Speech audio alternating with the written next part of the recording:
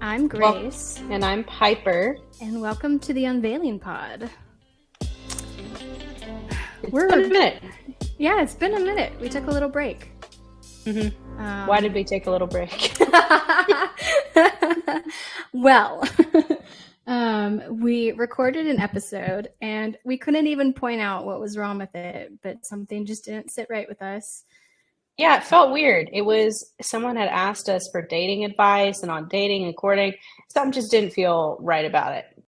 Yeah, something just didn't feel right about it. So we recorded it, we thought about it, and we were like, let's just toss it and take a break because life's been insane, which is why we took a break.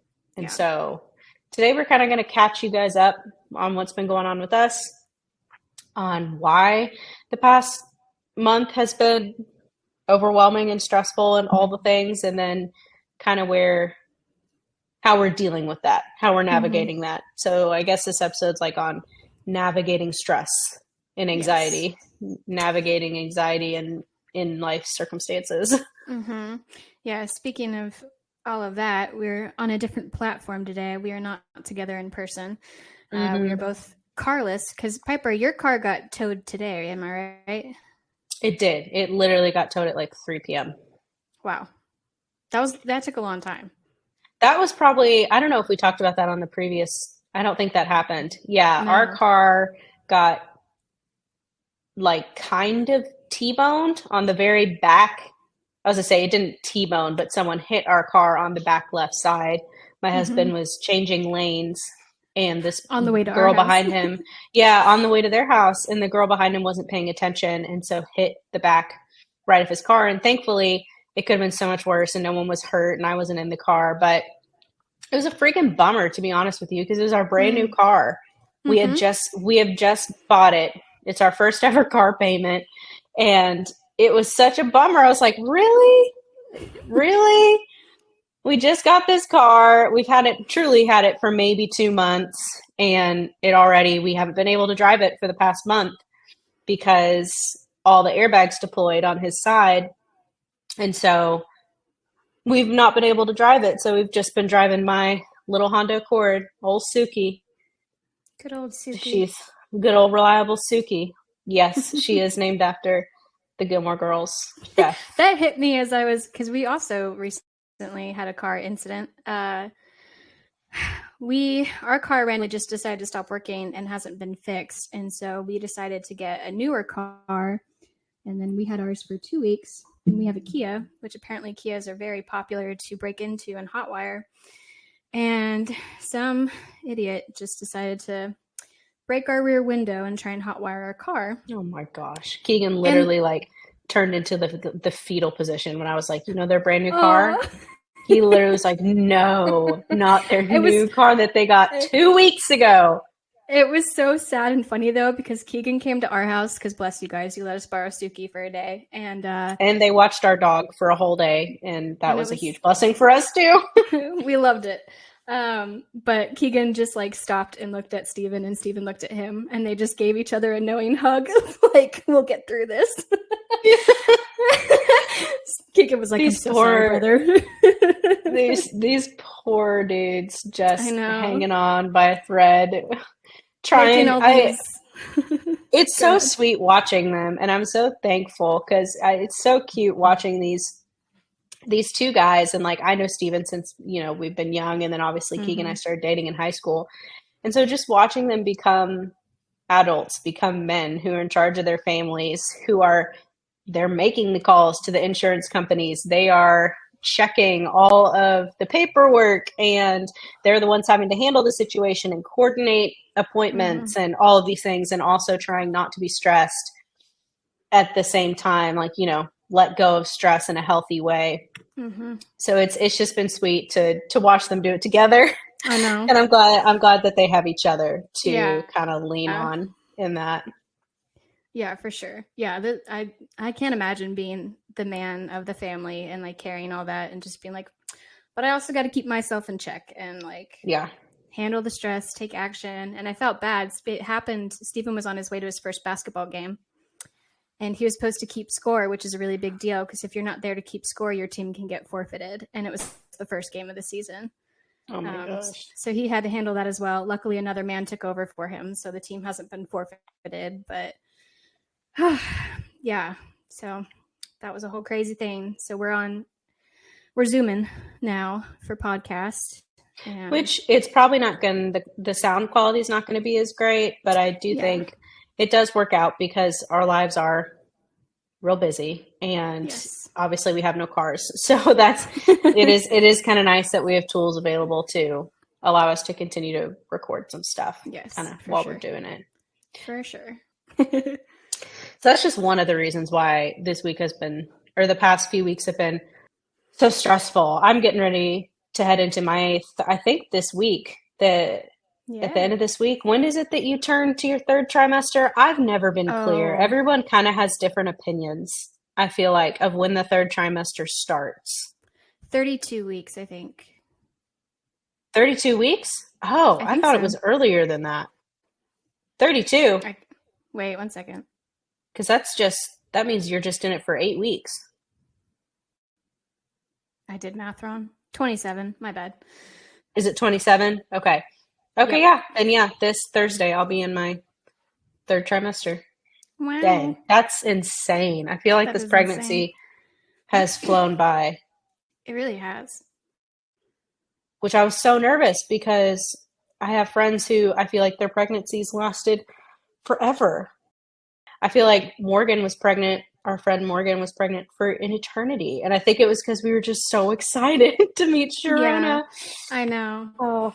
Yeah, I think typically it goes by fast for the pregnant woman, at least. When you have all these friends who are like so excited for first baby and it's like, oh my gosh, we can't wait to meet them.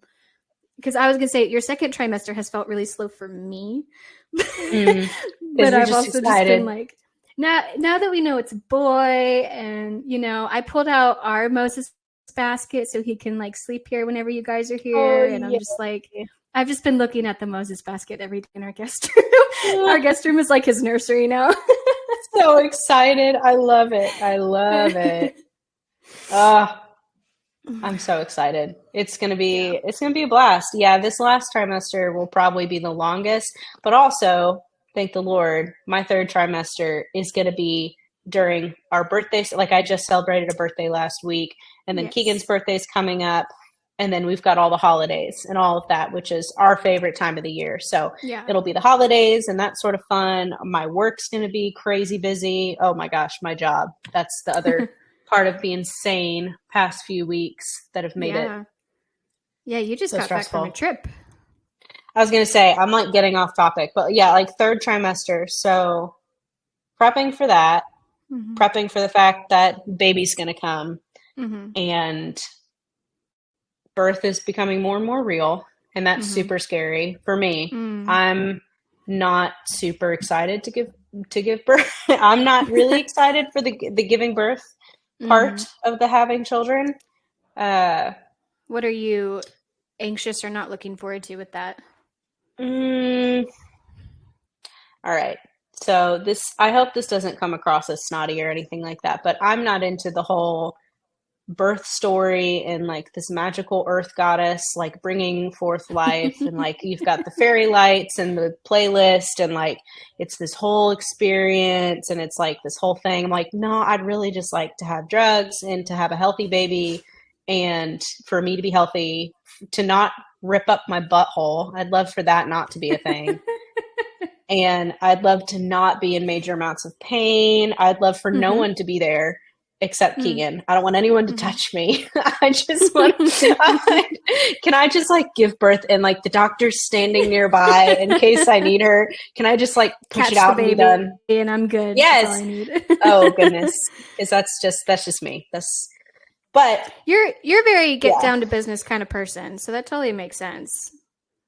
I am. I think I get that from my dad. Yeah, I think I get that from my dad. My mom, at the same time, is a very cut to the chase type person.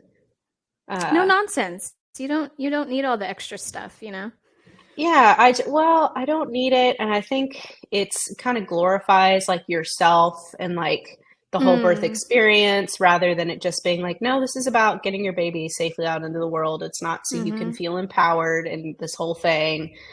Some women do, and that's great. And I shouldn't be judgmental in that way, but that's just personally kind of how I view it. And so I think prepping for it has been, half of me really doesn't want to prep for this whole birth experience thing, but I also should probably have some sort of a birth plan, just in case.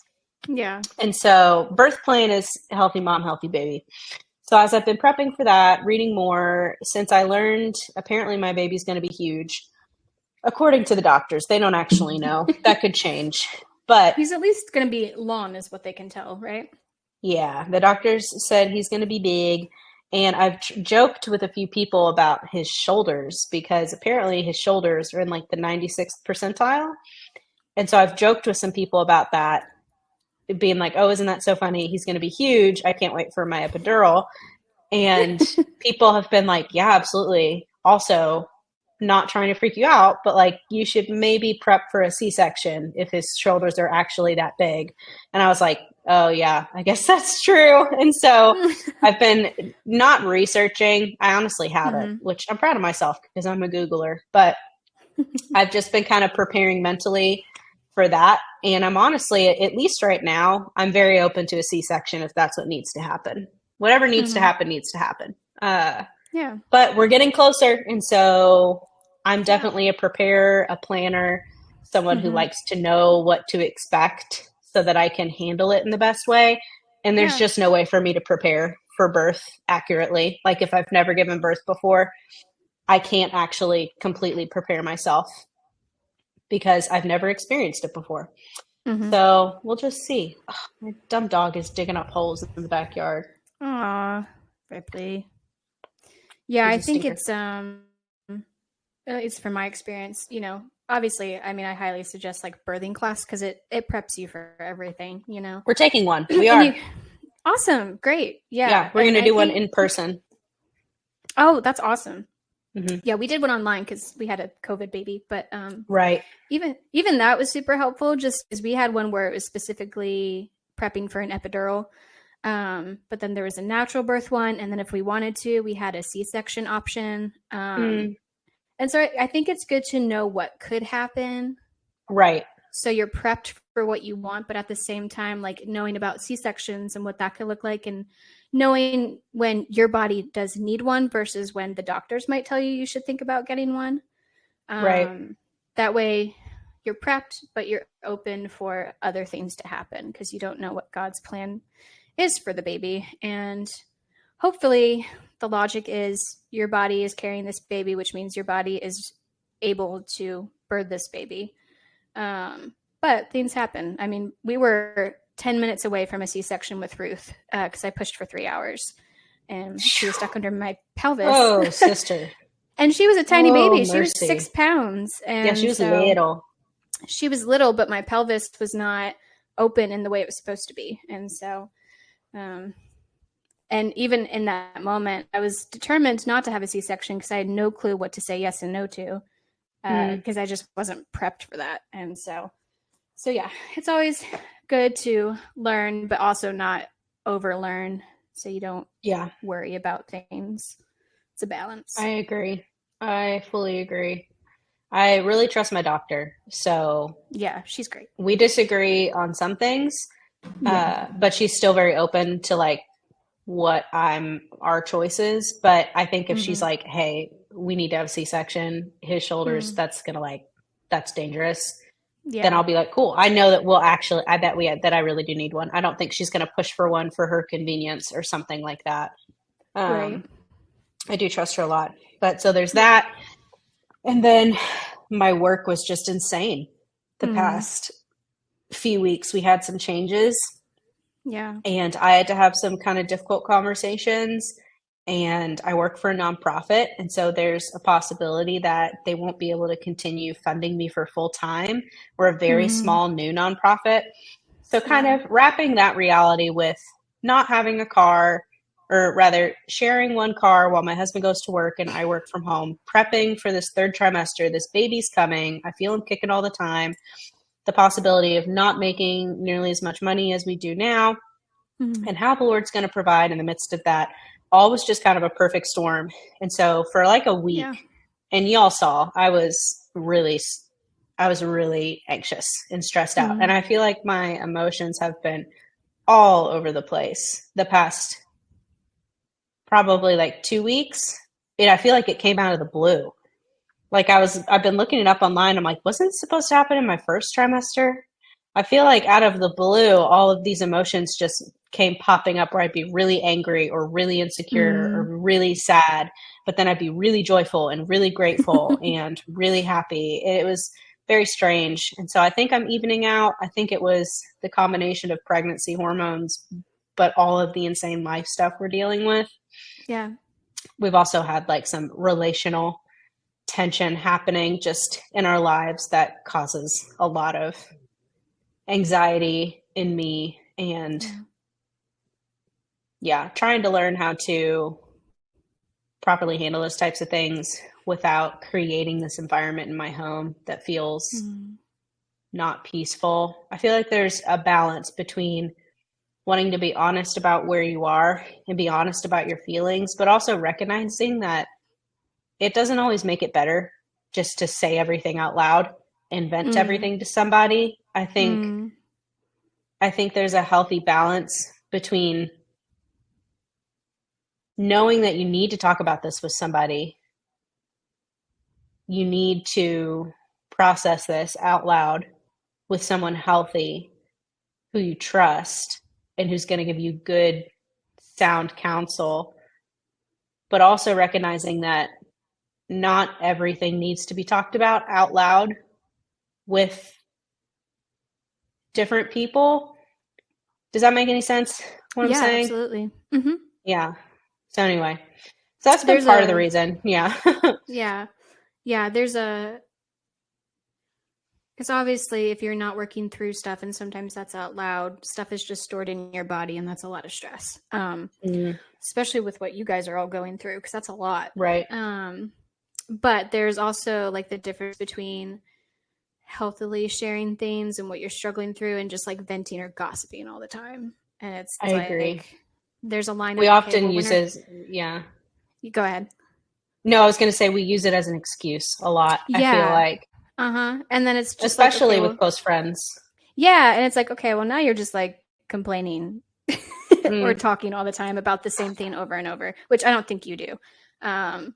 But you would also call me out if I did, which you need friends like that in your life who you're not afraid to be like you said something recently where I was like, let's dive more into what you just said. Like, what exactly did that mean? And you were like, oh, I actually shouldn't have said that way. You're right. That's a good trait. Yeah. And then same with me, where you've had to be like, hey, like you need to take several breaths and take a step back. And I'm like, you are correct. I need to step away from this situation. I think being a good friend is challenging your friends as well as being there for them and comforting them. I feel like they have to go hand in hand. Yeah. No, that's good. So what has been your way of working through the stress? Because you've been through a lot. Like even in just the last month, it's just been, you're right, it's been a storm of stuff. Honestly, I don't know. I'm still in the process of figuring out what that looks like, how to work through stress and manage stress well.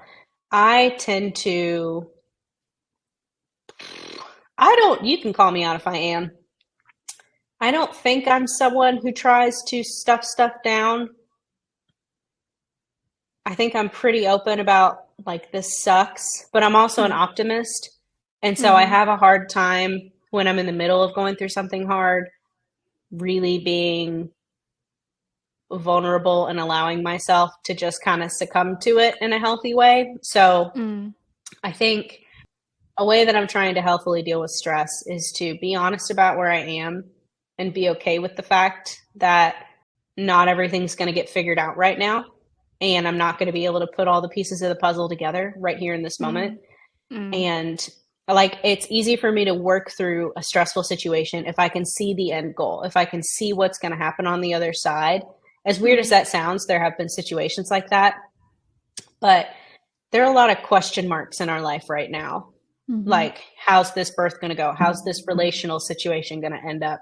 What's going to happen with our finances and our car? How are we going to provide when I'm on maternity leave? What, stuff like that. And so I think learning to be okay with question marks is really important. And that's good. I have noticed that when I'm feeling stressed and overwhelmed, I really do I do kind of tend to alienate myself and really kind of want to shut down and not want to talk to people, which I don't think is how I used to be, but it is something that I've realized. I really just kind of want to go to comfort things like comfort food, comfort TV, things to kind of numb out the situation a little bit. Yeah. It's weird. I alternate between numbing and then overdoing stuff, meaning like making a million task lists and things like that. So yeah, I'm still figuring it out, but basically trying to surround myself with good people, trying not to numb out, trying not to overtask myself, trying to just continue to live my life as normally as I can, cry when I need to, sleep when I need to, be joyful when I need to, just allowing the emotions to come. What was that? You might have given this picture a while ago, or maybe this just came to mind. When a wave comes in, you can either let it crash over you and let it take you to the bottom of the ocean, or you can let it pass over you and dive into the wave. And so when it passes over you, you still feel it. It's still a rolling past, but you come up on the other side and you can breathe. Right. I feel like that's the healthiest way one of the healthiest ways. But you've also had a stressful few weeks. I'm looking at our timer and realized I've talked for a million years. Yeah, so that's okay. What's been your stressful few weeks? Oh, I mean, similar car situations. Yeah, we had just gotten over one serious car situation where we didn't have a car at all. And then our mechanic couldn't fix the car. And then we just decided, okay, maybe let's go ahead and get a brand new car. And we found one and it worked out. Yeah. And we had gotten over that stress. And then 2 weeks later was when our car got broken into. So we're carless again and now spending way more money than we have. Yeah. And just kind of figuring out rental car stuff. And so that's been a lot. And then, I have a 2-year-old now and she's going through all the milestones and learning to talk and not nap anymore. We had a funny situation where I just had an inkling that we needed to because we have all our bedrooms are upstairs. And so I had a feeling like we needed to clean everything and make it toddler proof. And then it was like a couple days after I did that, she started figuring out how to get out of her bedroom. And that's been an exciting time for her. She's not been napping. That's fun. And then today she figured out how to get out of her room with the toddler lock on her doorknob. Oh, gosh. We literally can't toddler proof her room because she's figured it out. Oh, Lordy. And so, although I don't mind her not napping because she handles that really well, I think she's just kind of ready to drop nap soon. But it's been really stressful that her nap time was my 1 hour in the day that I had to shower, have time to myself, read my Bible. And that's been really stressful for me because I am someone who needs time to themselves. I love people, and I think I'm an ambivert, but I am introverted in the sense of I need my me time. And as soon as I wake up, I'm with Ruth, so I don't get any time in the morning. And then evening, I try and make time for Steven. And so it's just been a stressful couple of weeks of figuring out, boundaries with Ruth and figuring out how to take care of her and her nap time. And, when she doesn't sleep, she's fine, but she's definitely very emotional these days. And we're in a phase where I need mommy all the time. And so I go all day with her touching me all day until she goes to bed. And that's a lot. I'm just touched out. And that's been kind of affecting just Steven and I's relationship because I'm just kind of like, don't touch me. I am done because I love cuddling with my kid. But when you're trying to cook dinner or clean up her messes or do something with her and she's just rubbing herself all over me, I'm just kind of like, whew, And then it takes Overstimulated. Yeah. yeah, overstimulated. And then it takes me all evening to wind down enough to even be able to go to sleep. And so I'm just like exhausted. And I think that's been making me over emotional. And then I take my emotions and put them on Steven. And then I'm trying to work through not blaming him for things and getting short with him because it's not his fault and he's doing his own work and he's taking care of Ruth in the morning. So it's not like he's not going through stuff too.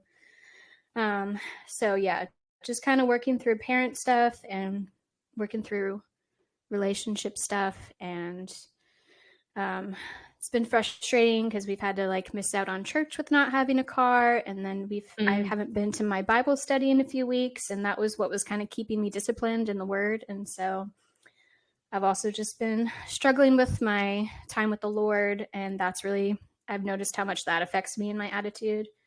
Yeah. But what's been great with that is just even getting to like Marco Polo and talk to you and Morgan, and hearing your time with the Lord or Morgan's time with the Lord. And that's been encouraging to remind me to even just spend a few minutes in my day or listen to a podcast or something like that. But yeah, that's been the gist of our stuff, is just financial stuff. And man, groceries are getting expensive. And oh Lordy. Yeah. we are way over budget with groceries, and we shop at Aldi, so I don't even know how to get any cheaper than that, and it's right. My toddler's growing, and so she snacks a ton, and then just trying to make dinners and put protein on the plate and all of that, and it's just ridiculous. So that's been my stuff. But How do you handle stress? Do you feel like how do you respond in those situations versus how do you wish you would respond? Or do you respond, do you think, in a healthy way to stressful situations? I think I do until I get too overstimulated. I think it's I think I'm pretty good at embracing the moment and just being like, okay, we're in a crappy situation right now and we're just gonna get through it. Especially with Ruth, because I'm like, she's not in control of her emotions right now. I'm teaching her how to be in control of that kind of stuff. So I have to regulate myself in order for her to be regulated. But I think when I've had a few stressful days in a row, that's where I get really unhealthy, because I'm like, okay, I'm tired of this. And when I'm tired of it, I just let everything out. I don't filter myself. I'm just very much like rah. And it's just all anger and frustration or nitpicking Steven for things he does wrong to try and control the situation, I think. And so I'm just like noticing every detail and overstimulated, and I try and very much take control. It's where my 8 wing comes out, but yeah. And so I definitely don't think I always handle that well. I think I'm learning how to remind myself to pause when I'm feeling those emotions, and instead of just speaking what's on my mind immediately, maybe going to another room and just venting that to God first. Because I think I've noticed lately, I don't take a lot to God right away. I think I do because I'm thinking of God as I'm struggling, but I'm not actually giving it to him. And sacrificing that to him. I'm very much taking it on myself, and then just being like, all right, help me take it on myself, instead of like, no, this is yours. Like, you're in control of this situation. I'm not, and I need to let it go. And so I'm working through that, because I have a hard time letting things go. I am a grudge holder. And I've always been that way. So that's kind of what I'm working on, is just letting things go. And I even sometimes just literally have to picture myself actually giving my situation to God. And that's something my therapist has helped me through, is just visualizing it. And then if I'm struggling a little bit later, doing it again and just repeating that. And just trying to handle the moment as best as I can. I think that's good. I think realizing that if we have to continually give something to the Lord, I don't think it means that we've failed. I think it means that we're being reminded every day of our dependence on Him.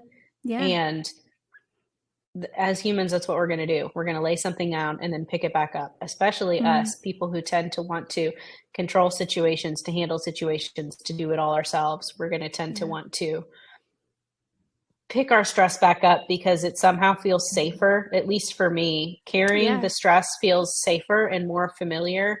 Holding everything on my back, laying it down seems strange, and that feels vulnerable and scary. To lay down stressful situations, it feels like I'm exposing myself to be let down. And yeah, but that's, at the end of the day, that's just prideful, to be honest, of me.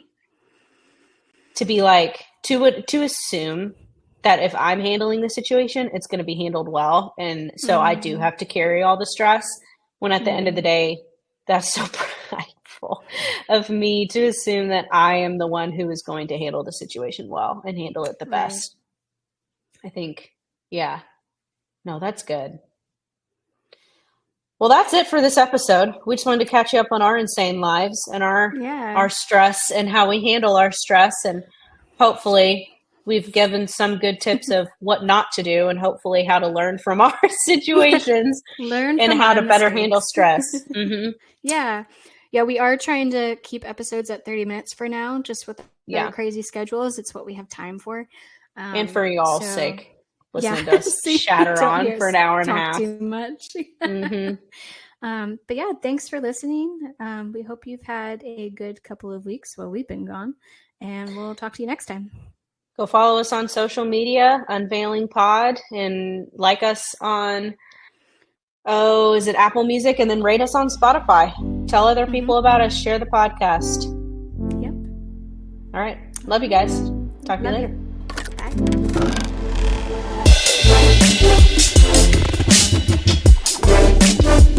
Bye.